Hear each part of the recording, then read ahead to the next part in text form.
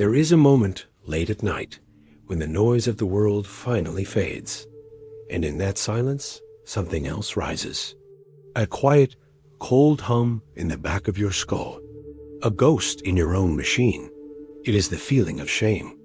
Not the loud, hot shame of doing something wrong, but the quiet, cold shame of doing nothing at all.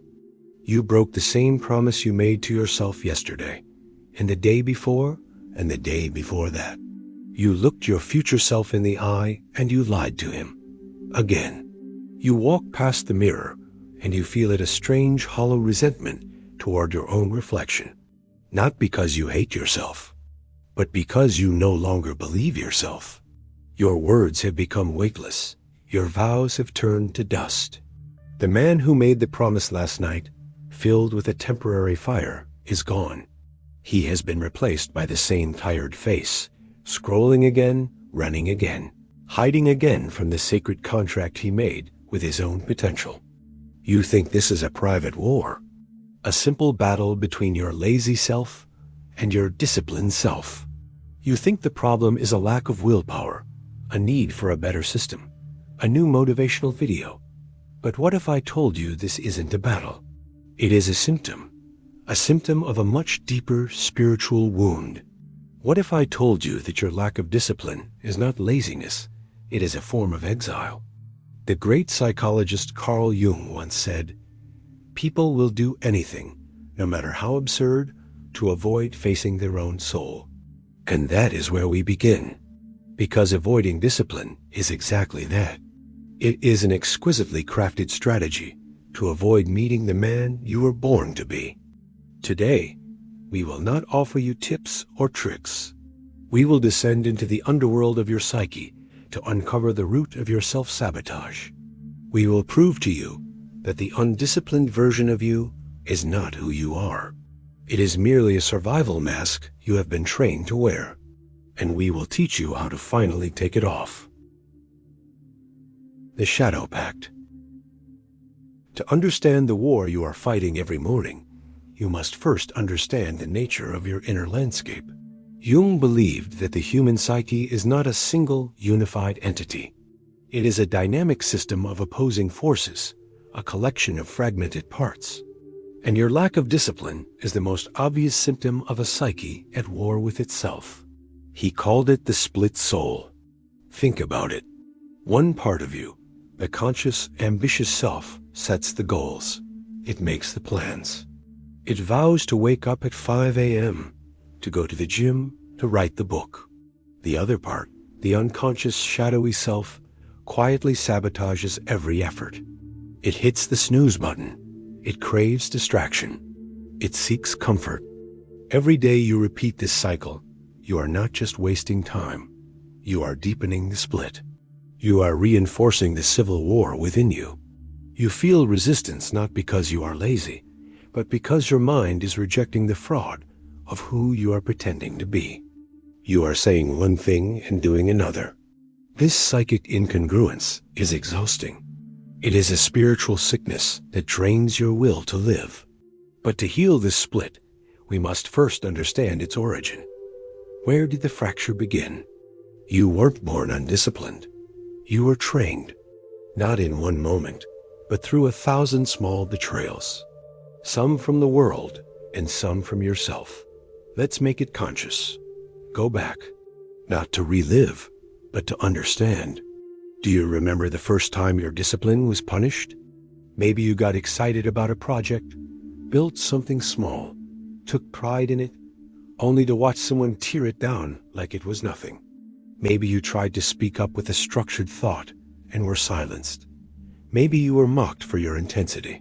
That's how the fracture begins. Not from laziness, but from pain. And here is the core of Jung's insight, the truth that most self-help gurus will never tell you. That part of you that resists, the part you call lazy or weak, is not your enemy. It is your abandoned child. Jung believed that what we resist persists. The parts of ourselves that we abandon, that we judge and suppress because they were once wounded, do not die. They go into hiding. They become our shadow.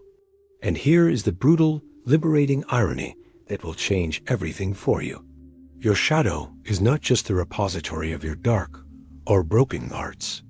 It is also the place where you have exiled the most powerful, potent parts of your being, the disciplined part, the ambitious part, the ruthless, structured, sovereign version of you that you locked away long ago out of fear. Yes, fear of your own strength. That is what you are truly afraid of, isn't it? The quiet terror of your own potential. Because if you actually commit, if you actually become disciplined, then you will have no one left to blame. You will no longer be able to hide behind the comfortable cloak of what could have been. You will have to become proof. You will have to face your destiny. And that is terrifying, because it means you are finally accountable for the magnitude of your own life. So long ago, you exiled him, the inner king, the warrior, the architect of order. You banished the most powerful part of yourself into the dungeons of your unconscious, because you were afraid of the responsibility that comes with his power. This is the noble archetype, the part of your psyche that wants to build empires, lead yourself, and master time and energy. It's still there, not dead, just unclaimed. And the lazy part of you, the part that craves comfort and distraction, he is not a villain. He is the guardian of that dungeon. He is your saboteur, and he is trying to protect you. He is trying to protect you from the pain you once felt when you tried to be disciplined and failed. He is protecting you from the sting of disappointment, from the memory of being laughed at, abandoned, or misunderstood. His sabotage is a misguided act of love, a desperate attempt to keep you safe from the perceived dangers of your own power. So every time you try to start a new habit, a morning routine, a focused work sprint, you are not starting from zero. You are storming the gates of your own dungeon. You are confronting every ghost who ever told you that you would not follow through. You are fighting the guardian at the gate, who is convinced that leading you back to your throne will only lead you to more pain. Unless you realize this, you will keep self-sabotaging. Not because you want to fail, but because a part of you still believes you must fail to stay safe. Until you make the unconscious conscious, it will direct your life, and you will call it fate. Carl Jung. So, how do you end this eternal, unwinnable war? Not with more force, not with more willpower, not with affirmations or hype, with integration.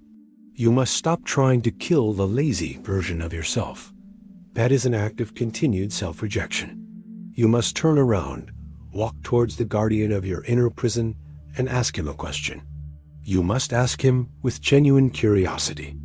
What are you protecting me from? This is the beginning of the return, the beginning of the shadow pact. You must understand that this part of you is not trying to ruin your life. He is trying to save it, using the only tools he has, avoidance and distraction. He is using a child's strategy to solve an adult's problem. When you begin to see this, when you replace judgment with compassion, discipline ceases to be a war. It becomes something sacred. It becomes a reclamation, a return to the throne you abandoned, a return to the center of your psyche, where the king archetype sits, watching, waiting, not to dominate, but to stabilize. Jung knew that every man must eventually meet his inner king, and when he does, he stops performing for others. He stops chasing permission. He begins to organize his life not to impress, but to reflect the inner hierarchy he has finally restored. This is what discipline truly is. It is psychological architecture. It is the external reflection of internal order. When a man lacks it, he doesn't just lose productivity. He loses his identity. And unless you reintegrate the lost archetypes, the builder, the warrior, the guide, you will keep reaching for motivation that never arrives. Because you were never meant to rely on motivation. You were meant to rely on identity. This is the path to power. It is a journey of 3 sacred steps. Step 1. Forgive the years you lost. Bury your old self with honor. You cannot fully reclaim your discipline until you forgive yourself. This isn't about punishment. It's not about regret. It's about maturity. The immature man says, I am broken. I must be fixed. The mature man says, I was whole. I must be remembered. There was never anything wrong with you. You just forgot who you were. So look at that man in the mirror, the one who broke his own word, the one who hid behind someday, the one who feels empty every night. You must let him die. You have to bury him, but not with guilt, with honor, because he was doing the best he could. He was the guardian who kept you safe, even if his methods were clumsy. He got you here, but now his time is done. When you finally grieve that version of yourself, when you stop fighting him and thank him for his role, you free the immense energy you have been using to pretend, and with that energy, you build. Step 2. Forge a new identity through the shadow pact. Your outer failures are rarely about effort. They are about identity. You cannot outwork a self-image that contradicts the very thing you are trying to become. You will always return to the man you believe you are, no matter how many systems you try. So we must change that belief at its root. Imagine the two men inside you.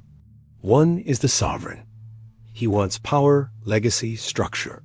He is focused, calm, and keeps his word even when no one is watching. The other is the saboteur. He wants ease, comfort, disappearance. He avoids risk, failure, and intensity. These two men are not enemies. They are split versions of you. As long as you reject one, you will never be whole. The path forward is to forge a new identity that honors both. You make a pact. You speak to the saboteur. I see you. I understand you are trying to protect me from pain. I will no longer ignore you, but you will no longer hold the throne.